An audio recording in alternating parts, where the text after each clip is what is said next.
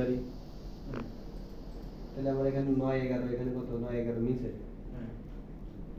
কিন্তু এখানে কত 8.93 কমতেছে না, কমছে না, তাহলে আমার কি এটা মিলাই দিতে হবে, মিলাই দিতে হবে।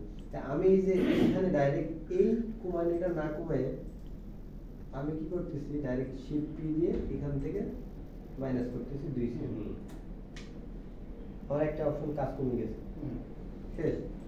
এইবার আমার এটাকে বাড়ানো লাগবে, ভাই আপনার এটা টান দিয়ে বাড়াইতে হবে, নাইলে প্যারালাল দিয়ে বাড়াইতে হবে।